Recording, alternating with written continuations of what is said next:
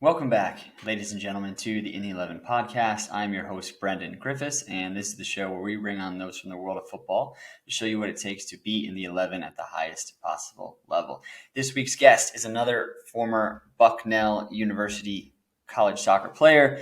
We had his teammate Michael Lansing on a couple weeks ago, and Chris Thorsheim is now stepping into the 11 to talk about his experience in college, talk about his experience with Red Bulls, and then going on to have a really successful professional career over in Denmark for a number of years, and actually a number of years with the same club, which is kind of more rare, especially in modern football, but especially for a foreigner to see. So it's really interesting to hear his story, and we talk about a lot of different things when it comes to football and creating a professional career for yourself.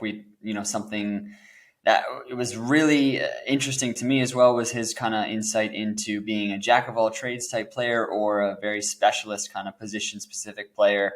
As I mentioned, because that's kind of where I fall in terms of my footballing career. I've always been a player that's played multiple different positions throughout the course of a season or a year or over the years. And it's even something that he kind of alludes to maybe was part of the reason why he chose to retire a little bit early. And, I think that's an interesting conversation in and of itself that we get into, because he definitely, was playing at a good level, and I think could have probably played for a couple of years. But I trust me, I can understand anyone's decision to continue to play or to step away from the game. Especially at this point in my career, I really can resonate with both sides of that coin. So interesting story. Super appreciative of Chris. Can't wait to share it with you guys here coming up. Before I kick it over to that interview, just quickly, as I mentioned in a couple episodes previous, we do have a Patreon page, patreon.com/in11pod, where right now, if you are a patron, you get access to the episodes a day before anyone else does. And hopefully we can do some more kind of Patreon exclusive offers, but we do really need to get that participation to go up a little bit more in order to do some of that stuff. So I would encourage you to go and check that out. It would mean a lot to me. It would mean a lot to the support of the podcast as well. And without further ado, here's myself. All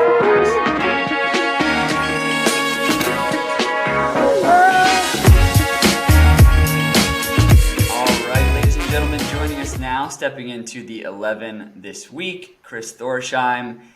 And Chris, first of all, like I said, thank you so much for taking the time. I know it's busy, especially when you got a long work day. Sometimes I'm sure that probably feels longer than the days when you're playing at the professional level. But I appreciate you coming on. I'm really looking forward to hearing about your story. No, I appreciate you having me, man. Excited to be here. Love what you got going on. So hopefully I can give a different perspective on my journey and show how I got there along the way, right? Yeah, absolutely. Looking forward to hearing exactly that, how you kind of got there along the way. But if we ask right now, like, how would you say kind of overall, is retirement from the game treating you? I can tell you that retirement is not as fun as playing day to day. I can promise you that. But hey, I mean, there's some decent city leagues. If there's anywhere I'd want to retire, it'd probably be here, right? Because you got talent. Let's be real, you got talent from all over, former pros, just players who, good college players still playing, after school. So there's it's a good level. Sasha Kleshtin actually just retired. He's playing in one of the leagues that I'm in here too. So It's pretty funny to see. Yeah, he plays with Steve Nash. So Steve Nash, Sasha Kleshtin, they've got a group of players. But I can promise you, it's not as fun as doing it on a daily basis. Let me tell you, because that is the life right there. Yeah, I understand, and I don't know. For me, just in hearing you say that, it's almost like I almost wish there was that same kind of system that you have set up in Europe, even for the levels like not at the professional game, right? Because you see like a place like Germany, a guy can play at the top level for a while. And then maybe they can go play Oberliga, or they can go play, 6th, 7th division for a couple of years. Yeah. And it's kind of like you still get that same sort of structure. You can still have like promotion, relegation, like, things to compete for, but not maybe at that same super high intensity. I don't know. It's one thing that I felt like I was longing for it, from America to have kind of that same sort of infrastructure. Oh, I agree completely. I think that's one of the strong suits about. I mean, listen, we can get into the whole promotion relegation Yeah, conversation because that should be 100% in U.S. soccer. It should be across all nations, in yeah. my opinion. Um, but I know I loved so back when I was playing in Denmark, right? The cup, the Danish Cup, it's one of the Hmm. greatest I guess events, however you want to say it, because you got teams, sixth, seventh division that could pull off an upset against, Yeah, teams top three leagues, right? Like I think that's what's so special over there is it's so organized and regimented. While it's here, we're still just a little bit behind in a lot of facets of the game. yeah, yeah, absolutely. And I think it almost sometimes undermines the talent level of some of those lower leagues in the United States, just because there's not that one kind of unified structure. But as you just alluded to there, like there's still places where there are guys who are not playing professionally, but they're still very talented. And yeah, I don't know. It's just like I wish there was a way that we could somehow tap into that a little bit more, or a little bit more effectively, I guess. Definitely, I agree. I mean, I think we're on the right track and we're getting there. I mean, I think there's a little bit more of tiered system here in the states now, where you Yeah. got what MLS, USL Championship, USL League. I guess is it USL League One now, USL League Two. Hmm. Um, NISA, I would say, is like right below that. Um, but some sort of structure to encourage promotion relegation would be is kind of what our nation needs to take the next step moving forward in terms of development of players and just output from a professional standpoint. I Yeah. believe so. Yeah. Yeah, so if we take it back a little bit to kind of set the story here of how you've accomplished the things that you have in your career, and if we kind of go through what's happened in your career, you told me a little bit you were growing up in Jersey, playing for, you said, Tom's River Soccer Club. Tom's River, yeah, Tom's River. They were my first, well, I should say, first competitive youth club. Um, and we were a good town team, right? We had a select group of players that would come in from a lot of towns. I actually grew up in Manalapan, so we had a big group of players that eventually joined that group, and I ended up joining the state team, Region One ODP, back what 5, 6. I would say maybe more. It's probably like 10 years ago. Region One ODP and state team were kind of your way in to the Yeah, next level, wherever that may be. It was the national camps, right? That was usually the typical path. Is you go state team, regional team, national pool, right? Obviously, the system's changed a bit now and it's more focused on academies. I actually don't even know if ODP still exists, which is sad to say. yeah, it might, but I definitely not, like you said, definitely not in the same way that it used to. Yeah. So essentially, played for Tom's River. I got called up to one of the regional team trips. Went to Italy. Um, we ended up playing against some pretty good opponents. We played against Lazio, Roma. Um, we ended up beating Lazio in like the group stages, and then we ended up getting smoked by Roma in the semis. I think we lost like 4-2, but I scored that game, so that was my highlight of the one of my highlights of the trip for sure. So essentially, that's how I got connected to Red Bull because the Region One ODP staff was basically talking to some of the professional clubs here, and that's kind of how I got on their radar. Um, so I left ODP when I was 16, 17, so my last 2 years of high school, and then Hmm. I played for Red Bull those last 2 years, variety of different positions. I mean, I kid you not when I say I played every spot on the pitch except goalie and forward. Um, Wow. and then I would come back over the summer from college and then play in the under 23s. And that was kind of my pathway into Red Bull. Was it when that kind of decision was presented to you, or that opportunity, was it a no-brainer to just, Red Bulls is there and that's the next step in my career, and I think that I can, do something over there? Yeah, I think at that point in time too, to have um, Red Bull was starting to pay, not pay the players, but like pay for all the travel, the Okay. food, stuff like that. Right? It was kind of a no brainer for me to kind of try to progress over there. I loved ODP, and I to this day I'm thankful for the opportunities they gave me. Um, Mhm. but it was the natural progression because you could see that's kind of the way soccer was turning to here in the States. MLS Yeah. teams were starting to build these academies. I think when we were growing up, that's around the time where they were starting to get big, when we were 16, 17, 18. And then Yeah. now, I mean, you look at them now and it's a whole different story, right? Everyone's trying to get into these academies. But growing up, like, they were just starting. And I think I got in at a lucky point, right? Um, so yeah, I think that's kind of how I got in. Yeah. And then you mentioned there too that you, while at Red Bulls, played a variety of different positions, and I can definitely empathize with that, because I think over the course of my career, even down here, I've been moved around a couple of different times, and sometimes it's even mid game where it's happening, which I think is something that players maybe don't realize how difficult it is to do. Especially in the middle of a game, to go in, for the first half, you're in one mindset, and you have to kind of completely change it. And is that something that you are? Because I think there's two kind of ideas to look at when you look at it. One, it's like you Yeah, become a really good player overall by playing all those yeah, positions. You can be plugged in anywhere, and your utility and your versatility allows you maybe more minutes than someone who's just kind of pigeonholed to one position.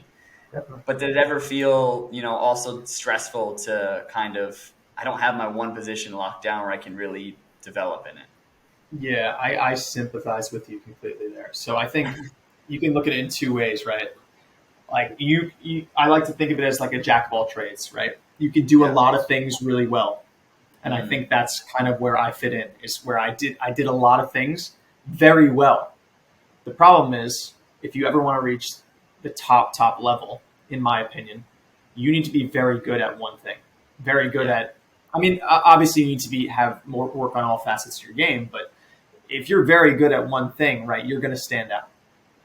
And I think that's um, something with me is where, I don't get me wrong, I reached a great level, but I bounced around in different positions, whether it was winger, outside back, central midfielder. I was a 10 in college. I was a 10, 8, um, and then when I came home in the summers and playing for Red Bull, I was playing as a right back or a winger. And I think a lot of times, especially if you're a central player growing up, that's the most coveted position on the pitch, I believe. Yep. Right. And at the next level, you'll always find someone who is so good at that position, right? Hmm. So like kind of the natural transition is like, oh, you could play right back, you could play an attacking right back, right?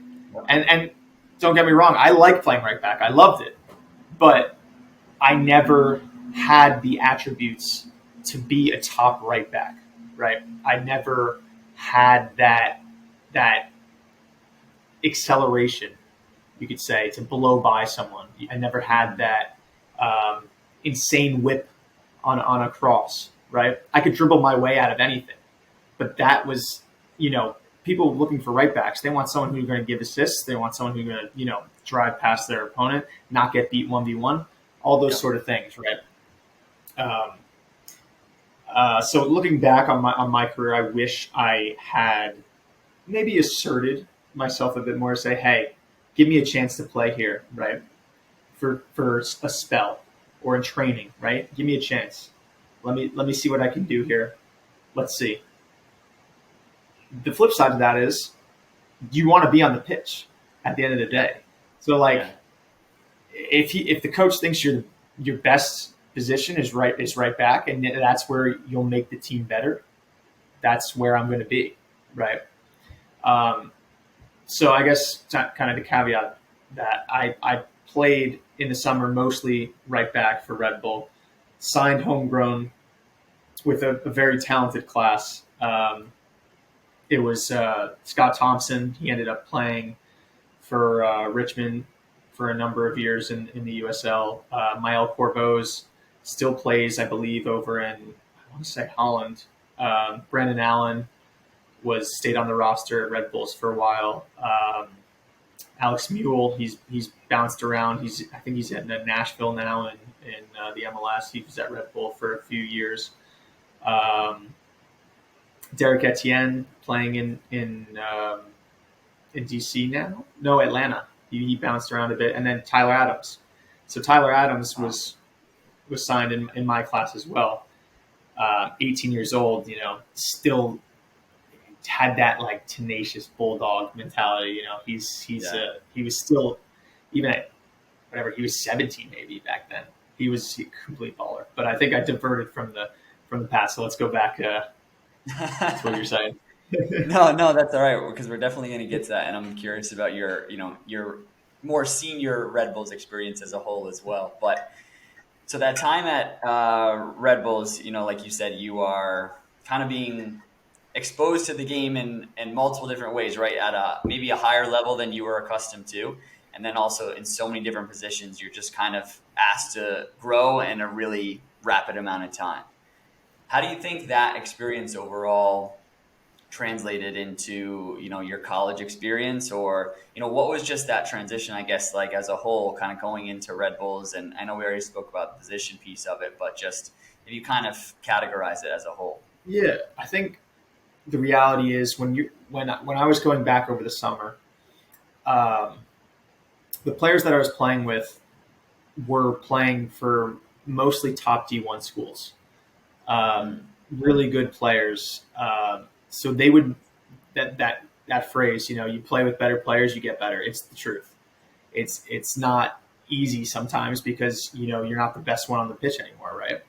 Yeah. But going back and playing with those guys over the summer made me better. And then I'd come into Bucknell, where I went to school at Bucknell University. Good Division I program.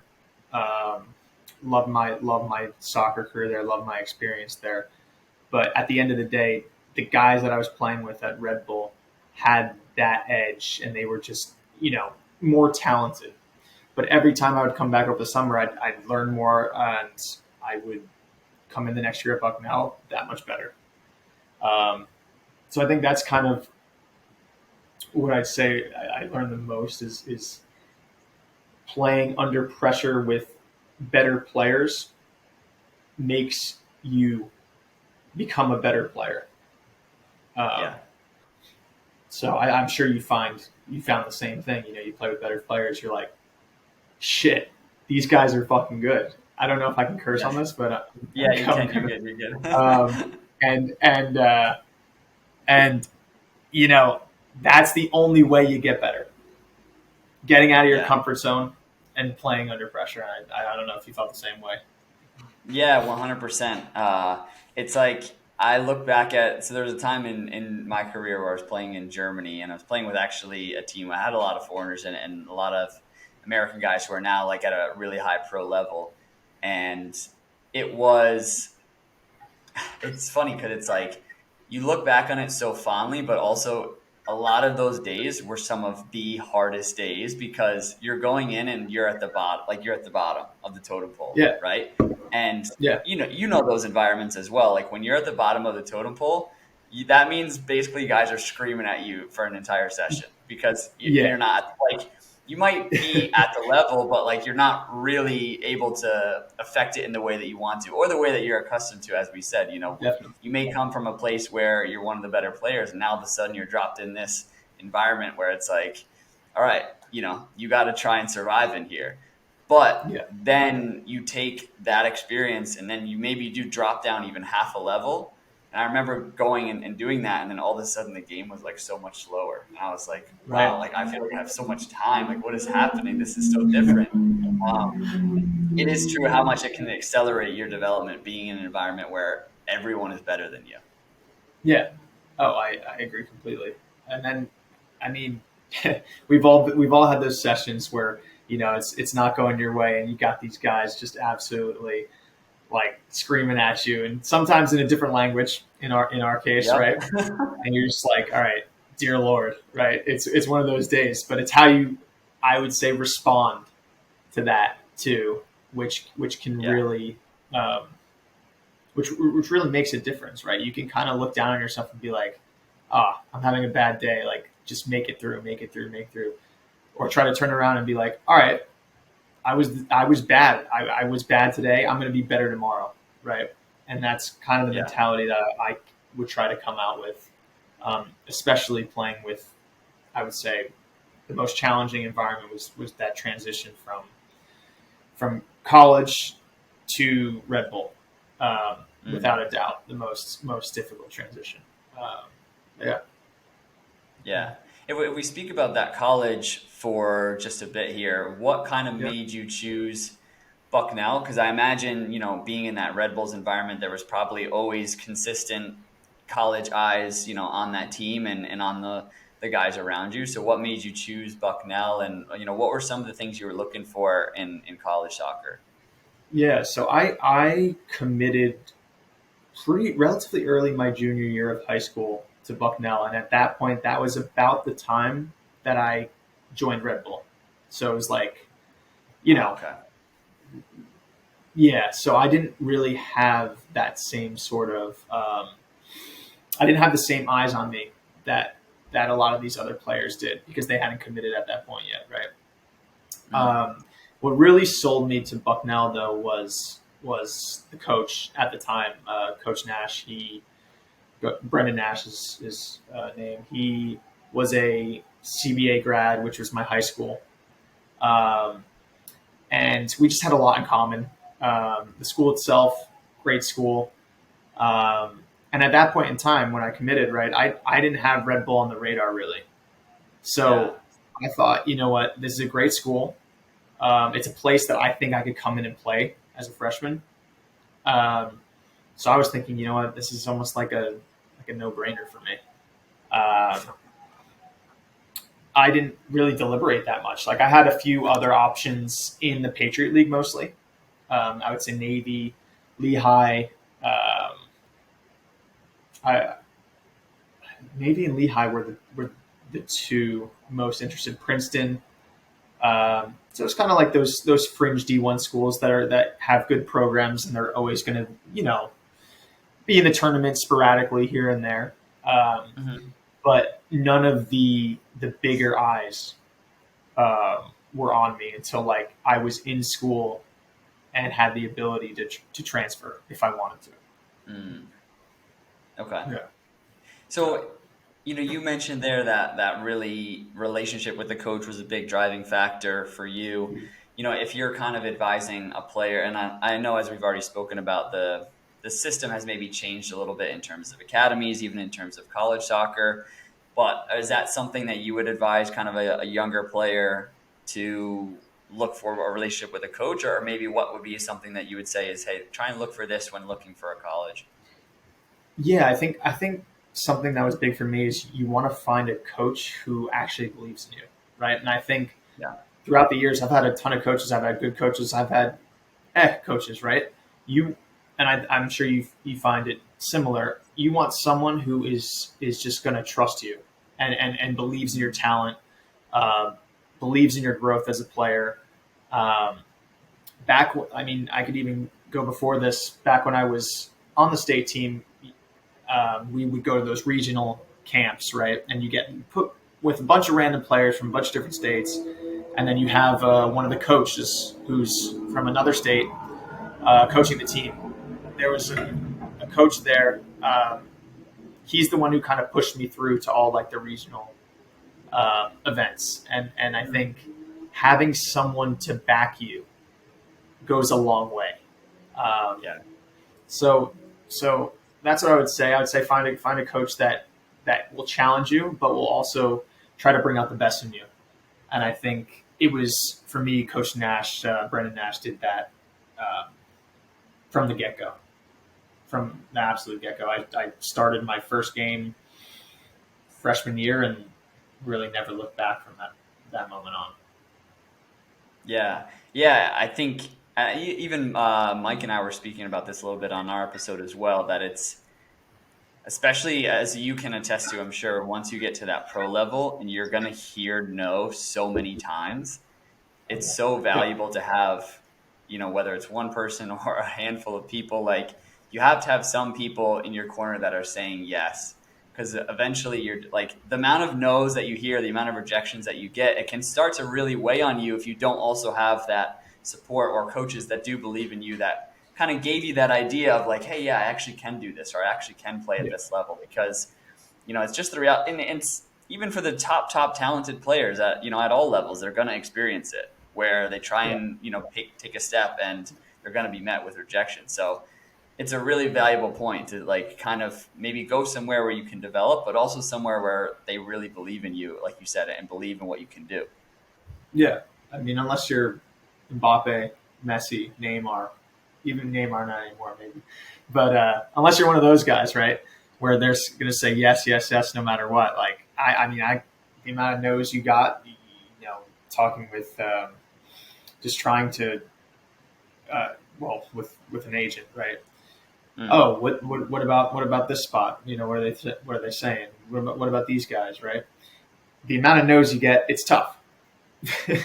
But at the end of the day, you just got to keep grinding, persevere through it, right? And then find the place again that will give you that chance, give you that opportunity, and then ball's in your court from there. Yeah. So you alluded to a little bit there when you were at Bucknell, maybe that was the first opportunity for bigger schools to kind of have a look at you, or maybe just talk to me about your experience in college as a whole, because in kind of looking at it, it definitely seems like you had success and kind of accolades and stuff. So were there ever moments of thinking, maybe I want to kind of jump to the pro game, or maybe I want to jump to a better college program, or, different college program, or kind of what was your thinking? Or going into college, were you even thinking about like the pro game? Was that always your goal going into it? I've known I've wanted to go pro for. I mean, let's be real. It's a childhood dream for a lot of players growing up. Yep. But I would say my freshman year, I was like, I don't think it's that feasible. We had a very bang average year. I had a very average year. I don't think I played like an 8 my freshman year. Didn't score a goal, had a few assists. And I was like, it was okay, right? Sophomore year was kind of my breakout year. I think I had some solid stats. And that's when I started to get on the radar of like some bigger schools. Nothing nothing crazy, not like the Georgetown, the Wakes. It was like Penn State, which was definitely a step up. And then we won like 13 games our sophomore year. We ended up bowing out to a really strong Navy team that ended up going to the tournament. And at that point, I was like, all right, I think I'm starting to make a name for myself, at least in the league that I was in, the Patriot League. And let's see where this goes, right? So I think going back then over the summers would help me develop, and every year I'd come back and let's be real, let's face it, I was playing against players who weren't as good as the guys in the Patriot League. Not to tarnish the league, because there's some great players there, some guys who've gone pro, etc. But overall, the quality was just better at Red Bull. So I'd come back, and it was almost like I won't say a breath of fresh air, but it was nice to be the guy, right? Yeah. To know that we were gonna go out, we were gonna play through me, which was nice, right? So then junior year, we ended up having a lot of success. We made it to the NCAA tournament.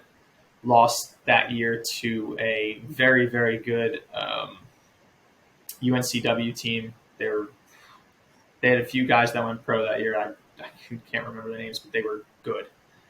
I remember thinking to myself, like, dang, this difference between like an average D1 team and a, I would say above average D1 team is like huge. Yeah. And then senior year, I will never forget this. I was in New York City, summer of junior year, just in a Starbucks with my at that time girlfriend, and I get a call from my college coach, and he's like, "Hey man, you're on the short list of best players in the country from going into my senior year." It was the Herman, and I was like, "All right." Well, at that point, I was like, "This is a big year for me.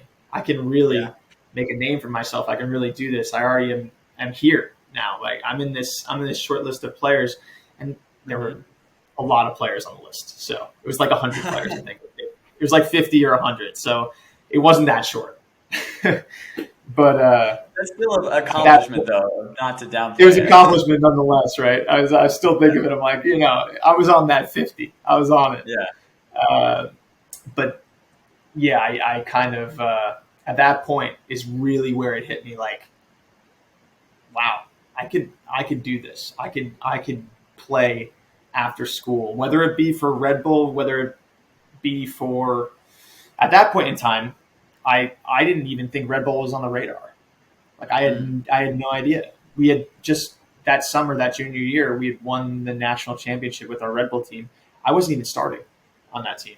I started the 2 summers before that. Mike was our starting goalkeeper for the national championship. Killed it. Mm-hmm.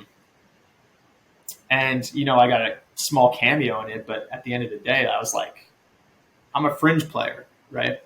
Yeah.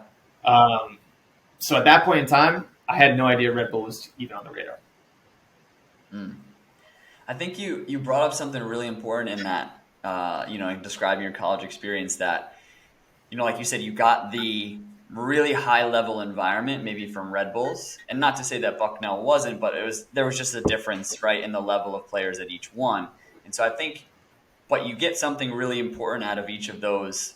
One, you get the really high level training and the high level environment in Red Bull, right? But then when you go to Bucknell, you kind of get that opportunity to, like you said, make a name for yourself and shine a little bit. And I think that's kind of like that perfect recipe that you sort of need to try and go to the next level, is because sometimes it's not enough just to be in the top level environment and just kind of be there, right? Definitely. You also need a little bit of, like you said, the accolades or the statistics. Like there needs to be a little bit of buzz around your name. And so sometimes it can be really effective. And that's why you see it at the pro level. Maybe guys drop down a little bit of a level. They drop down level in terms of a team or something like that, so that they can go draw up more buzz to then try and push back up.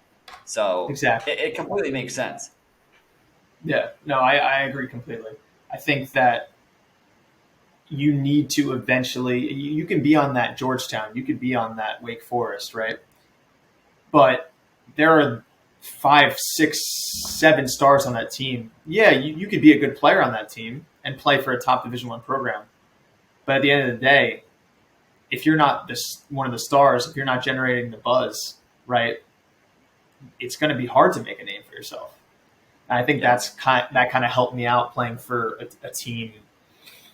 Again, not at the same level. Don't get me wrong. On our day, we could beat anyone. But I think that definitely helped me. So probably, that maybe translated a little bit into where that Red Bull opportunity came from. But if you talk about that experience of finishing your senior season, like what's kind of next? I know you already said that was the goal. Hey, let's go pro. But like, how does Red Bull come into play, or what are you even thinking? Yeah. So we had lost in our conference tournament. So we didn't have the same year we did our junior year. We had a player who got injured. He was a striker, goal scorer, played for the Sounders Academy growing up. Jesse Klug. He was one of the best players I think I've ever played with. Best strikers, just raw. and he was hurt for most of the year, came back. We didn't have the result we wanted. So bowed out of the tournament. And at that point I was thinking, shit, like that was it. I'm done. I hadn't heard anything about the draft. Usually the Patriot League sends one or two players, and I hadn't heard anything. So I was like, this doesn't look too good right now. I didn't know this, but apparently if Red Bull had my rights because I had grown up playing for them for X amount of years, I had no idea that was the case, but apparently it was. So out of the blue, I got a call from the sporting director of Red Bull. And bear in mind, I had absolutely no idea this was coming. Like absolutely none. And I'm shocked there was like no communication before that, but got a call. He talked to my college coach, I believe, before that. And then he said, this is so-and-so Ollie Curtis. I'm calling from the Red Bulls, and like we want to bring you on to the team. I was like, what in the world just happened? I went from probably stopping. At that point, I wasn't sure if I was going to go abroad yet. I had considered it for sure, but I hadn't really committed. Let's put it that way. Because I just didn't think I had the opportunity to. So then, he called out of the blue, left school early, and then met up with Red Bull at preseason in the winter. Or it was like January. Wow. So what is that like? Do they basically offer you an invite into preseason? Like, is it a contract? Like, what's the logistics of that? Like, are you a first team Red Bull player until like further notice, or? So basically, because this was the way I understood it at that point in time, if a Red Bull, if an MLS team offers you a contract and you had played for that club growing up, so they own my rights technically, another MLS team could come in, they'd have to buy me, which, let's be real, that's never going to happen. It's never going to happen. There's no team out there that's going to buy a college player. It just doesn't make any sense, right? Yeah. Because they offered me that contract. So since they offered me a contract, I couldn't go anywhere else. It's a weird loop. It almost doesn't make much sense to me, but that was the way it was. I mean, we had Mael and Scott Thompson, the three of us. It's a semi-guaranteed contract, right? Where during that period, forever, how long we're employed for, we are earning our salary, right? So like immediately once I signed the contract, started earning whatever it was. I think the base MLS salary back then was like 64 or something like that. I think it's better now. I think it's gone up to close to like 80s. But it was a no-brainer for me anyway. I was going to say yes no matter what, right? Oh yeah. But the contract again, semi-guaranteed. So preseason comes around. I don't know. I don't even know where you want to go next. If you want to keep going in that direction or what. But that's kind of like for sure.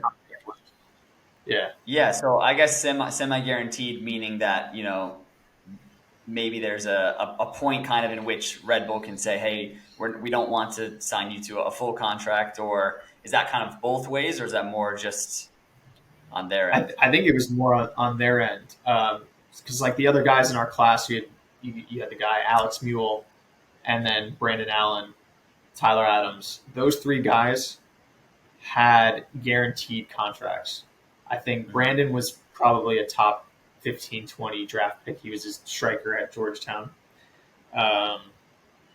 Alex Mule left school over a year early to play. He was, top, again, Georgetown also, top player. And then Tyler didn't go to college, straight out. Mael, Scott, and I had these semi-guaranteed contracts with, at that time, didn't even care. as bad as that sounds, right? It's an No, I get it. opportunity. It's a chance. Yeah, it's a Yeah, chance. yeah. It was like, oh, okay. You didn't think it was going to be such a short window, though, for when they could kind of like terminate, I guess, the contract, wherever you want to say. Okay. But that's the way it worked back then. I have no idea if it works the same way now. I assume there's a bit more protection to some of the players, or there's less draft picks, homegrown signings, stuff like that. Yep. But yeah. So you sign that contract. Obviously, there's, I'm sure, so many emotions, like the joy of it, but also just like the anticipation and kind of not really knowing what fully to expect. Is the next process to just kind of go into preseason with them and then perform your best and see what happens? Or what was that adjustment like once you actually got to preseason and started training? Yeah, I think it made it a little bit more comfortable because I had played with Brandon, Mael, and especially Scott Thompson growing up. Scott Thompson and I played on that Tom's River team, our first ever team, and then he played in high school with me. So like we were buddies, really good friends growing up. So that was a comfort, a comfort level Yeah. going in, which is really nice. I think if I could go back knowing what I do now, right, it's always one of those things, just like you learn through experience. I Yep. wish I had been more confident and I wish I had been more hungry at that time. Um, but it's tough because you're a guy going from the college level, which is just nothing compared to these guys. These guys are the MLS gets a lot of flack, but they're very, very good players. The cream of the crop, whatever way you want to put it, right? Like not a lot of players make it to the top level in a lot of countries, right? Yeah. So these guys are very good. And I think my mentality was just like, don't mess up, right? Yeah. And I think that's a terrible way to think about um, playing like at the next level because you need to believe that what you've done has gotten to you to that point, right? And you just need to try to play confident and free to the best of your ability. And that preseason was like 2 months, maybe 2 months and change. And I, without a doubt, got better and better as it went on. But it was one of those things. It wasn't just me though. A lot of the young players we struggled going in, and then come to the end of it, we kind of figured out our way, and we started to impact the game, or just have a little bit better training sessions than we had in the beginning. Let's put it that way. Right. Yeah. Yeah. So then what's that process like at the end where I'm sure it has to feel difficult because obviously it's your, part of your dream, right, to play for Red Bull, Yeah. but also too where you feel like maybe kind of as that preseason is concluding, you're kind of finding your stride or you're finding where you maybe fit a little bit more in the group.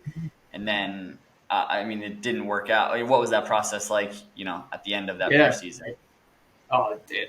Let's be real. It sucked. It's never nice hearing the words like, we like you, but we think you need time to grow or develop. Right? It's tough. So at that time, at the end of preseason, they had meetings with all the players. Especially the fringe players, whatever you want to say. And they said, listen, we want to drop you down to the second team. But you're going to train with the first team, but you're going to play games with the second team, essentially. Okay. However, with that, you're also on a second team contract. And the difference back then I assume it's better now. I know some guys in the USL, and it seems like the pay has increased quite a bit here and there. Yeah. But at that time, it was like night and day. It was, I don't want to say pennies because you could still live. Mm-hmm. But it'd be tough. And Yeah. let's be real. I was bitter. I was like, am I really, like, how many guys really go from USL to MLS? Mm. Like, there aren't that many. I would love to see year over year how many guys go from USL to MLS. Unfortunately, that time, and thinking back, it's hard to have regrets, but um, Red Bull had this project where they were trying to put through a lot of homegrown players their into the first team. I think the year after me, there were a lot of guys who got drafted and then ended up making it. They brought them up to the first team. That strategy hasn't worked now. They don't have as many guys as they did back then. But they tried it, right? And I respect that a lot. I think Red Bull was kind of the pioneers who really attempted to bring in their academy talent through the pipelines. You look at guys like Tyler Adams, Matt Miazga. Those are probably the two that stand out to me, who have had great careers. I mean, for God's sakes, like Tyler's captain of the national team now. So Yeah. it's crazy. Yeah. I can't imagine what that process is like, and I do find that interesting as well, especially at that time.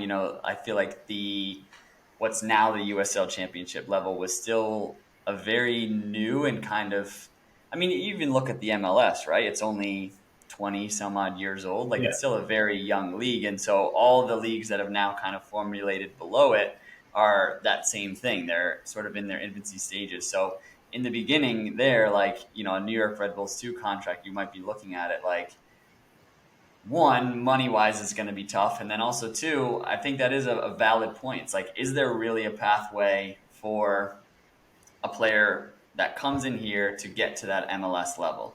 And again, we can even circle this all the way back to the beginning of the conversation. It's like, when you don't have that promotion and relegation, it's very hard to determine what the level is, right? Because you can have a team that finishes in the top of the USL, goes to the MLS the next year, and maybe it's all the same guys, and they hold their own and they do well. So it's very clear right then and there, oh, these are all MLS level guys. But when you have it so separated and so differentiated, it's always like there's always this bit of just people can pass their judgment however they want to. There's so much like parity, I guess, because you can't really definitively say, oh yeah, he's definitely at the level. You'd have to actually see him at the level before doing it. Exactly. No, I agree completely. I think that's a good way to put it. It's like, we'll never really know how a lot of these guys match up against, these MLS guys until we see it, more consistently with teams relegating, promoting, etc. Right. Mm-hmm. So I think, again, that's really the next step in our nation's soccer history, I hope. Yeah. But who knows? Who knows, right? It's all about the money. Yeah, it really is. Did you decide then to kind of turn down that New York Red Bulls 2 contract and go to Europe at that point? Like, because I know you mentioned before you were a little bit uncommitted on whether Europe was a process or a route that you wanted to go. But maybe, I guess, talk me through some of the next steps after you have that initial conversation after Red Bulls preseason. Yeah, so during that time, I had an agent that I signed with for like around the time the contract came for Red Bull. My dad wanted me to have one. Listen, at that point in time, I was a 21-year-old guy who didn't know what the heck was going on. Right? I was like, you know what? These guys all have agents. Screw it. I'm gonna get an agent. The tough thing with that is you want someone, again, similar to a coach, you want someone you can trust. You want someone who believes in you, someone who's seen you play many times, not just someone who's watching your film, who's like, you want someone who's gone out to your games and knows your game really well. So I had an agent and he didn't really get anything going for me after that period. Whether it was, USL or MLS, he couldn't really find anything. So I was like, all right, I know of a player at Bucknell who had a great career over in Denmark. His name's Connor O'Brien. Played in the Danish Superliga for, I want to say like 4 to 6 years. Then played in the Austrian top league. And he had been brought over by, at that point, he wasn't even an agent. It was just a guy who loved football, was connected to Bucknell through one of our coaches. And he had, some connections for some clubs over in Denmark. So I was like, you know what? I'm going to take a gamble here. I'm going to see what's going on with this guy. And we're going to go from there. So I called him up. He had Mike and I. Actually, this is pretty unfair to say because I did actually go over to Denmark previously. I think it was after my freshman year of college. It was like a mini tournament, but it wasn't any. And I did play for a Vila. They're playing in the Superliga. They're getting promoted to the Superliga this year. I played with their youth team, but it wasn't anything like, oh, they're going to sign you, type of thing. It was more just get your foot in the door, see what's going on there. It was just an opportunity in that sense, like summer opportunity. Nothing came from it at that point in time. So then Michael Peterson is became my agent, whatever you want to say. Mike's too. He brought us over to Denmark, and we lived with him for the first few months. I would say 2-3 months, maybe around that. And we would train with that team, Vila. Mike ended up signing for that team, and then I signed for a team in the league below. It was a team called Middelfart. Yeah, I kid you not. Middelfart is their name. But they don't pronounce it as obnoxiously as we do. Let's put it that way. Sure, yeah. But I was like, you know what? I want to take my chances over here, see what I can do. There have been players who've had success in the Danish leagues. So I played in the Danish second division, which is actually the third tier. So it goes Danish Superliga, first division, second division. So I took a big step down, but I thought this was my best chance to kind of work my way up somewhere new. So I ended up living at a school where they paid for the school and everything like that, but I wasn't earning much at all. Like I was earning it was not a lot. Let's put it that way. Like barely enough it was not enough to survive. I was living off my savings at that point. And I played half a season at that club before, and we played really well that season, the second division team. I came in when the club had been deducted 12 or 16 points for black money, basically paying players under the table, which obviously you can't do. So if we didn't have those points deducted, I'm pretty sure we would have been promoted that year. Or no, it was mid-year, but we would have been top of the table. Let's put it that way. And we would have been looking good to get promoted that following half season. So that's when my agent called and he was like, listen, there's a guy who has seen you play, seen your film. This is their first year up in the first division, the Danish first division. They want you to come on trial. So at that point, I'll be honest, I was deliberating staying with this club because I figured we had a chance to get promoted. And this was in an area where Middelfart is in an area where my agent was, my best friend, Mike, was, because he played at Vila. They're very close to each other. Mm-hmm. I was like, you know what?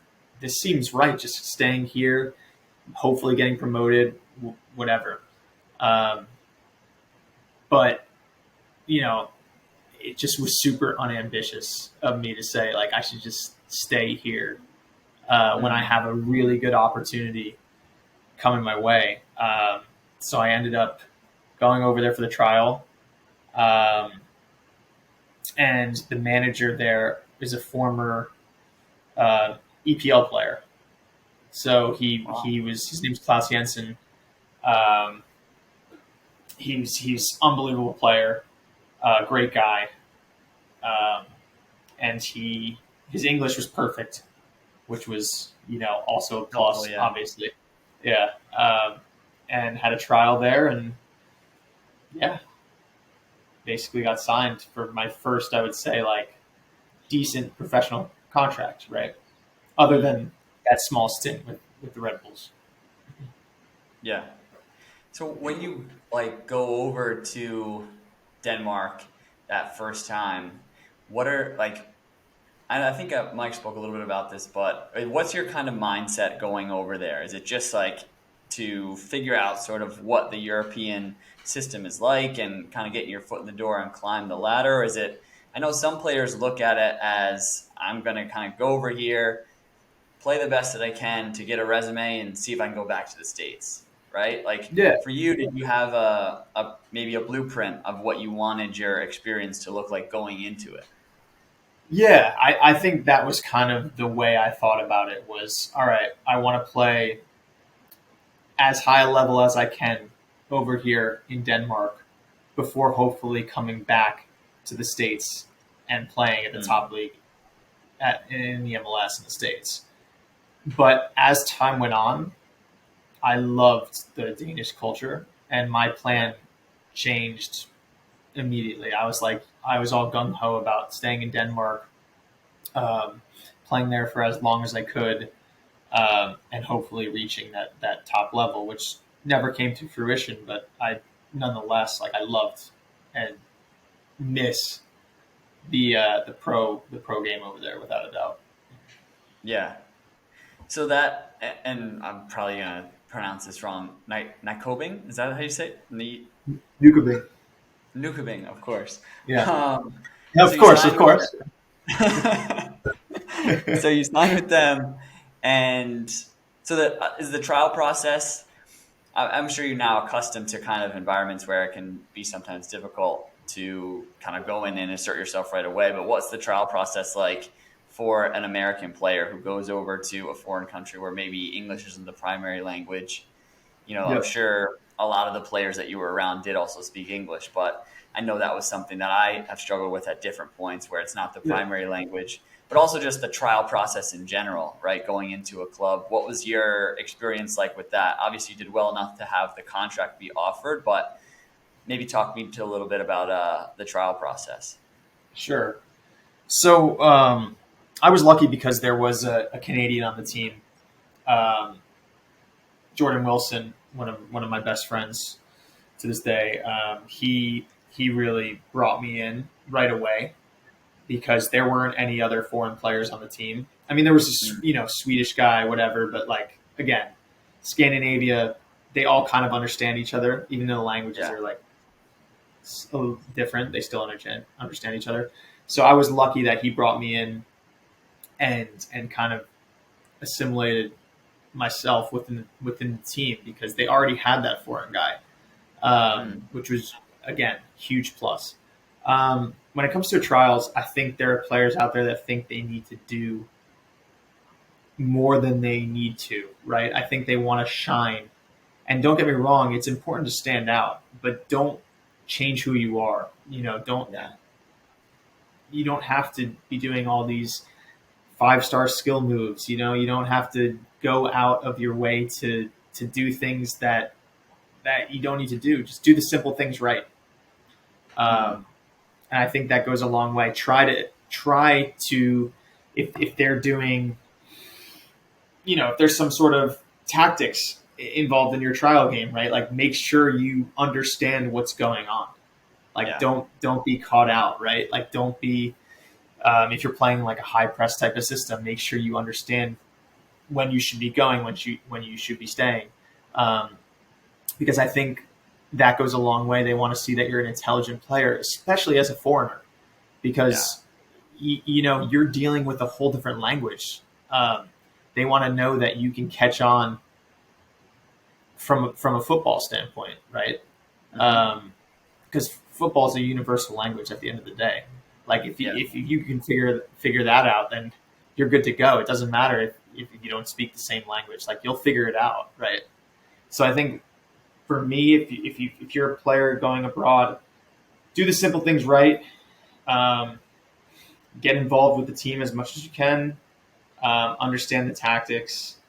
Um, yeah, that's what I'd say. Yeah.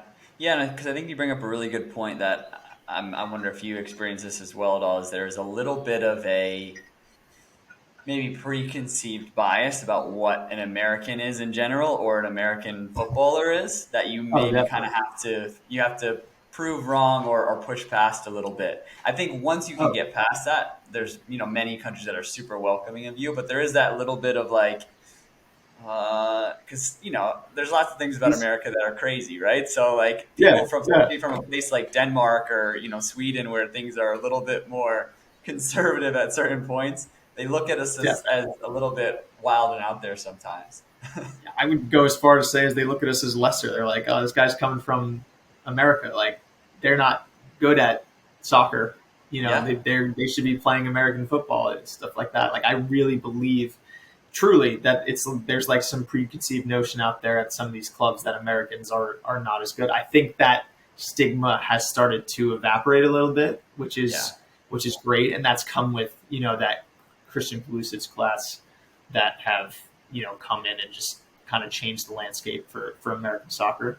But you look back to when I was starting and I was 22, and like there still weren't a ton of American players over here, and it's hmm just the stigma was not the best. So I'm glad yeah, that's changing, and I think we're starting to get a lot more respect in terms of the players we're starting to produce, which is great. yeah. And you were able to change that perception for yourself in that club, and obviously you went on to have a number of seasons with them. Maybe talk to me just as you look back at that time, and you reflect on it. That was probably, that the portion of your career. And I think it's also rare too for a player, especially a foreigner, to go and find a club and find a home like that for multiple seasons, because a Definitely. lot of players, whether it be the club lets them go or they're looking for their next opportunity. So many things change in professional football. So how do you look back at that kind of, extended stint with your club? Yeah. So I think I was in Nykobing about 4.5 years or so. 4 years. Yeah, around there. And the the biggest thing for me is that they made the club feel like a family for me. Mm, And being away from home, people don't understand how hard it can be to live yeah. in a foreign country. Yeah. Without your friends and family, different language. There are so many factors that go into it. Even guys who are playing at the top level, like they're still humans, right? You're still Yeah. lonely. You're still, on your own, which is it's tough. It's Yeah. tough. So I really loved the guys on the team, and I loved the style of football that we played. I think that's kind of why I decided to stay there.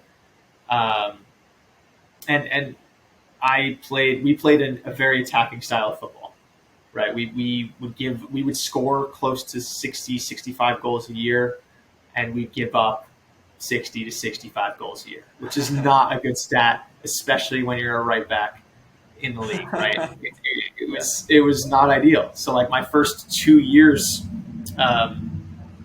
over there, I came in and I did not start right away. My first 2 months, um, it was difficult, right? Like you had to earn your spot. And then after I started playing, after that, I basically earned my spot and never looked back. Uh, Played pretty much. I was always one of the first names on the team sheet, which was great. Mm. Uh, but Yeah, I think that family style club really made me want to stay there. Uh, and don't get me wrong, there were smaller opportunities, or not smaller, I should say, similar opportunities to move within the league, but nothing that would ever convince me to make that next step. Yeah. Um, I never got looks from the Danish Superliga. I never got any contract offers from any of those teams. I had a trial with AC Horsens. It wasn't even really like a trial. It's more like like a training stint. If I did well enough, maybe, I would have been selected. But I knew like they already had a right back. Right? It was like it just was not an option. But yeah, I think that's my synopsis. Is I just love the family oriented club nature over there. Yeah.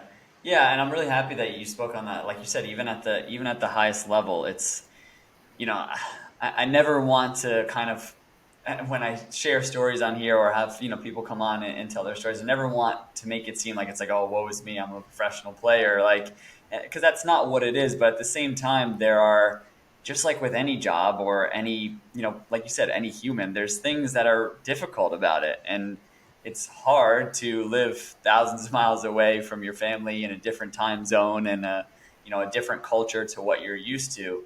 So I think, yeah, as amazing as it is to wake up and get to kick a ball and someone pays you money to do that, Yeah. I never want that to be lost. But at the same time, yeah, there's also life outside of football that can sometimes affect you as well. You know what I mean? So Definitely, it's definitely. I know what you mean. I'm sure the family aspect of it has to make it feel like the quicker that you can feel like a little bit of a home away from home probably has to feel Yeah. amazing. Oh yeah, without a doubt. I think I also felt like the more comfortable I was, the better I'd play. Right? Like Yeah. if you if you're comfortable, you like the people you're playing for and playing with. Let's be real. You want to give up 120% for these guys, right? Like you want to go to war with these guys. My buddy Jordan, who was on the team, he would always say like, "Let's go to war." Like this, that's what it is, right? You want to battle with them. You want to succeed with them. And I think playing with players you like, playing for a coach you like, means it so much. And then playing for take it one step further for a manager. Um, you trust and is not gonna toy around with you. I think that also is important as well. So I kind of had all those things going for me, and yeah, I look back on my experience there, and like I wouldn't trade it for the world. Yeah. And I mean, obviously now I'm curious because it seems like you said, for those, once you gained that starting position, it wasn't going anywhere.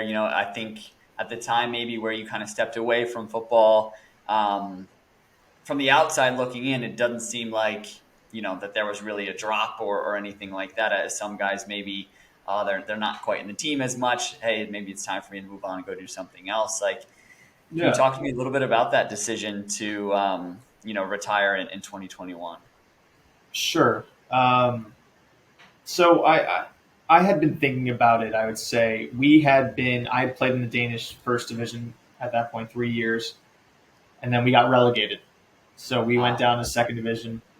Um, Salary didn't drop at all, which was nice. So I mean, from that standpoint, you were like, oh, okay, maybe I could still do this for a bit longer. The team ended up getting promoted again. I left midway through that year, but I think there were a variety of different factors. I realized I was 26 years old, and I was never going to reach that top level or a top team in the first division. Like it was just never going to happen. You're talking to your agent. Oh yeah, they like you, but yeah, I get it. They like me, but are they going to, Yeah. put their money where their mouth is, right? It's one thing Yeah. for a coach, a manager to like you, but until they come in with the pen to paper, it's like, money talks at the end of the day. Yeah, it If really they're does. not if they're not doing that, then, yeah, they like you. You're a good player, but you're not a great player. You're not someone who, in their eyes, you're not someone who's going to take them to the next level, right? Mm-hmm. So that was the major factor that I'd say I couldn't get out of after playing years and years as a right back, which I still believe was never my strongest position. I still feel like I had a role in the center of the park at some point. I just didn't have the qualities that I think make for a top back. I think we alluded to this earlier in the podcast. It's like Mm-hmm. you can be a jack of all trades guy, but eventually you want to excel in one area. And I think that I never had that to be able to play at the next level as a right back. Mm-hmm. Right. So that was I would say most of it. And I realized like there's life after football, right? I need to start thinking about what the next step is. I didn't want to live in Denmark for the rest of my life. Don't get me wrong, I love Denmark. I had a girlfriend there for, years, but it was always going to end up with me being back in the States with my family at the end of the day. Yeah. So, yeah, I think those are some of the factors that led into retirement, early retirement. Yeah. Yeah, I think that definitely makes sense. And I guess I'm curious as to, because I think some players like, so maybe you see that there's not that opportunity to rise up, right?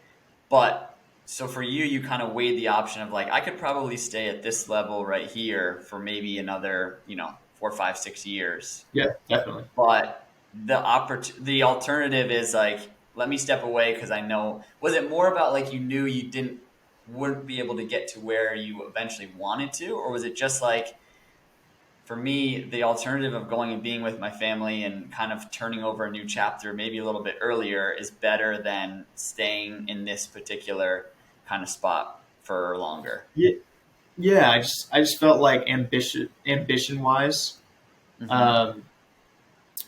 I just knew I had been playing there for a few years now. I had all the same eyes on me, right? Like it wasn't like I was a new guy coming into the league. I knew that I needed a change, whether that be USL, another league in Scandinavia. Um, and at that point in time, I kind of just waited and I was like, do I really want to go try again and start over in USL? Mm-hmm. And as a 26-year-old, you have to play at least one season in USL, maybe two. 28-year-old, at that point, your window's narrowing, right? Is somebody going to pick you up as a 28-year-old from USL? Probably not. Like that's just the reality of the situation.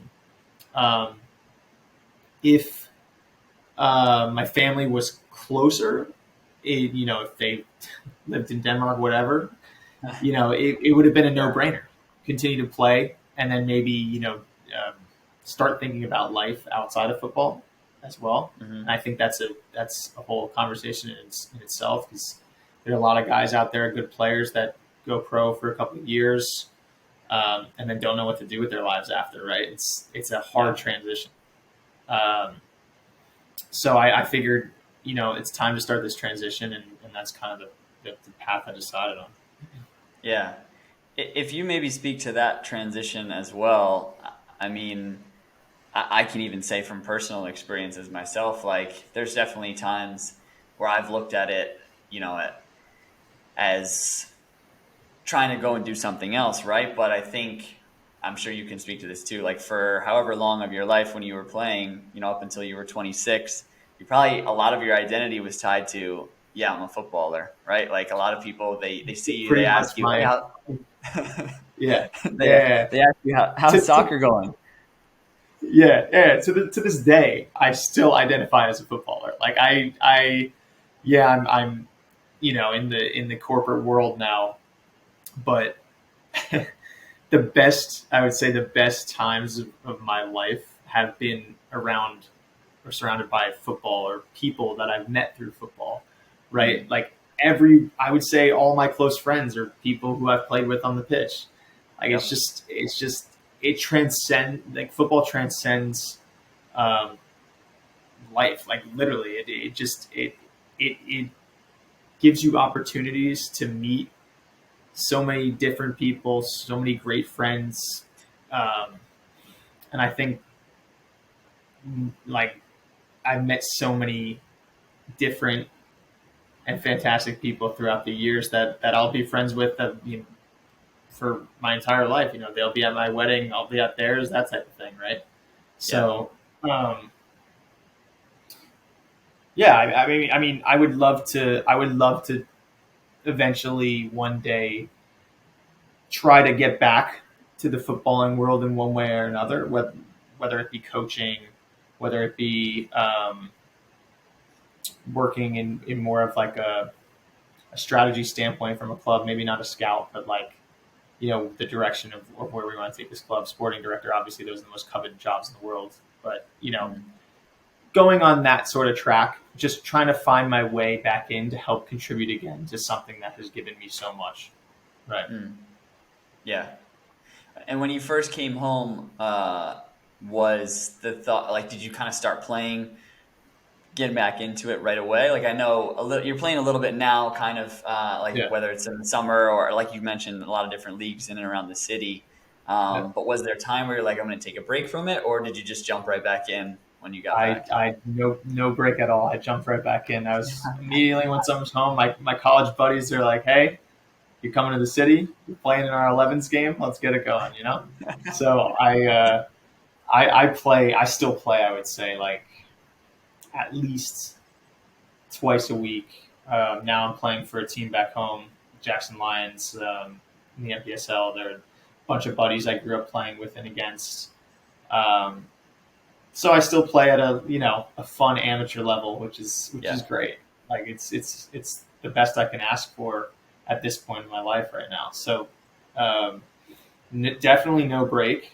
Now it's just about winning all these city leagues and the Yeah. league back home in Jersey. Yeah. So yeah, I mean, if you were to probably look at your transition, it seems like it's a healthy one, in comparison to maybe like you said, some other players who they really struggle, and there's like a fear associated with kind of transitioning out. Definitely, definitely. It's not an easy process. I wish there was, um, I would say looking back at all the free time I had, instead of maybe playing, getting on the PlayStation with the boys after training, like using my time to be a little bit more productive would have been great. To try to plan out, not plan because like you can't really plan everything in life, but at least have an idea of where you want to go moving forward. And I think Mhm. there are a lot of young players out there that can't lose sight of that, right? Because there is a life after football. So it's like trying to figure out what the next step is. Don't get me wrong, living in the moment and achieving all that you do in the footballing world is great, but there comes a time where it's right on to the next chapter. Yeah, yeah. And this is probably a good place to kind of cap it here. And I appreciate you kind of sharing your story. And I do think that's such an interesting thing about a career and in sports in general is the and I wonder if you've ever felt this, like the relationship that you have with time and age becomes so different. To Yeah, say like at 26, 27, 28, like I'm kind of in my twilight years and it's time for me to retire. Like it's insane because in every other profession in the world, you're just getting started. You're yeah, just kind of breaking into whatever it is that you want to do or finding your passion. Um, yeah, it's just I don't know. It's such a strange and fascinating thing to me to be a 27-year-old, but in the world of football, it's like, oh, you're 27. Like, yeah, exactly. Younger is better in the footballing world nowadays. That's just the yeah, reality of the business. But you got most footballers are done by like 30 years old. You got the rest of your life ahead of you, right? I mean, Yeah. trying to figure out what the next step is, it ain't easy. So, but I agree completely. I would say 28, 20, 29 though is kind of like in your prime for footballing. Yeah, yeah, it kind of has started to change as you've seen players play a little bit longer. But I think like your story kind of alludes to, that's for like those guys who are at the top level who are Definitely.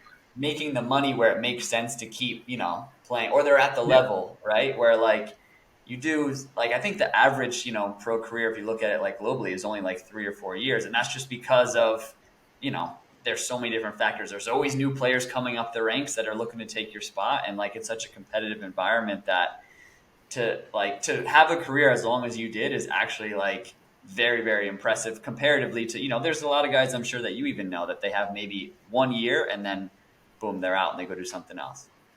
Yeah, for sure. I mean, the longer I will say this, the longer you can play, the better. As long as you're happy playing and you're still Yeah. earning enough to survive, or even if you're not, you have something on the side. Play for as long as you can, because if I had that chance to like kind of not hang up the boots and still be able to do something on the side, right? Maybe I'd think about that. But I think life just, like you said, there's only 3 to 4 years most players play, right? It's Yeah. it's just the reality of the situation, especially here in the states, right? Like the money's just not where it should be. Maybe at those second, third tier levels, Yeah. while as maybe in other countries they have that system a little bit more figured out. Exactly. Exactly. Well, like I said, I appreciate you so much for taking some time to come on and share your story. It's been really fascinating for me to learn about as well, and I'm sure the people enjoy it. So I can't thank you enough, man. Thanks for having me, man. This was a great time. Appreciate it. Awesome. And that is going to do it for this week's episode. I want to thank Chris once again for coming on and sharing his story. I appreciate him taking the time to talk a little bit of football with me. I want to thank you guys all so much for your continued support, your continued listenership over the past couple of years. Honestly, it's meant a lot to me as you've been through all the kind of ebbs and flows and journey that this podcast has been on, whether it's following my story and my journey or whether it's following, some of the amazing, tremendous footballers like Chris, that we've been able to have on this show. So I can't thank you guys enough for your support. I would encourage you to continue to listen to the episodes, continue to watch the episodes. It always amazes me how many people actually tune into these each week. Like I said, it truly means a lot to me. If you think that you know somebody who the podcast might be perfect for, don't be afraid to send them an episode or send them the link to the show so that they can check it out as well. We continue to grow and continue to share these stories with that many more people. I would definitely encourage you to do that, and I'd be so appreciative if you would. Last but not least, as I mentioned at the very top, patreon.com/in11pod. I appreciate your support over there as well. Stay tuned as we have some more episodes coming up soon, and I appreciate you guys. Thank you so much. Catch you on the next one.